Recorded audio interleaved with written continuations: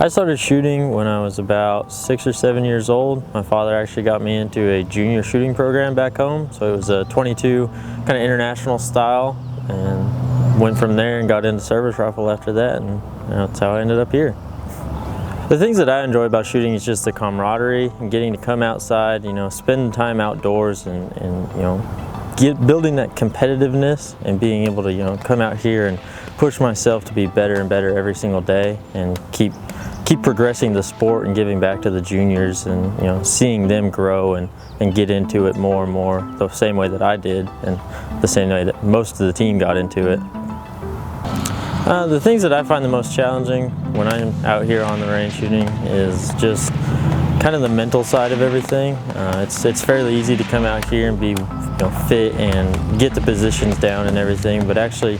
using the mental strength and the mental power to know when you need to take the gun down if you're having a bad shot standing, or paying attention to the wind and the mirage at 600 when you may be having a bad shot, or maybe the wind's really tricky and it's just you really have to pay attention to it and use that mental power to know what it's doing and kind of know what you have to do to make the shot a good shot.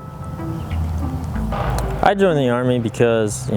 growing up shooting service rifle, I would go and compete at Camp Perry every year since 2010, and seeing all the AMU personnel that were out there every year after year, winning all these matches and being the best that they could be, it really kind of set an example and a goal for me in my life, and so I made it a goal for myself once I graduated high school and everything to make that what I was, because they always seemed like they were all in such great moods, and they would come out and compete and really be that top of their game competitor. When I was in basic, they obviously have the marksmanship weeks and courses that they put on, and when I got there they knew right away that I was coming to the AMU, and so they knew that they could go to me for any questions or tips or anything for shooting the M4 at a rifle qual or anything like that. So I ended up actually being like the go-to guy for most of the company, and being able to show them what they needed to do to actually fix it. And when we'd go out to zero or anything like that, they'd always ask me to help the problem people. My next goal is in the Army. With the new ACFT that's came out, I've set myself a goal that I want to achieve a 600 on it, and so I can pretty much get everything. That 2-mile run at the end of it all really hurts, but everything else is fairly easy.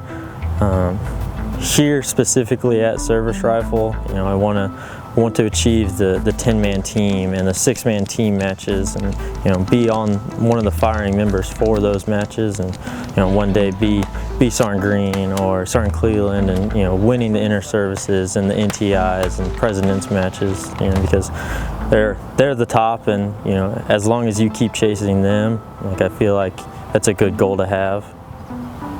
When I'm not shooting, I'm pretty much just kind of training to shoot. I'm going out and doing the physical fitness so that I can be physically fit once I step out on the range. So if it's a hot day out here in Georgia, or say we're in Quantico and it's 100% humidity and 95 degrees, I won't have a problem being out there. I'll be hydrated and ready for that kind of atmosphere. I also just recently, due to all the COVID-19 stuff, got into photography. So I've been kind of playing around with that, and I'm not very good at it yet, but I'm definitely going to keep working at it just the same way that I keep working at shooting and trying to be competitive in that as well. What I enjoy about being in the Army is the fact that I can come to work, and I can come to my office every single day, and on any given day there's 14, 15 other people in that office that I can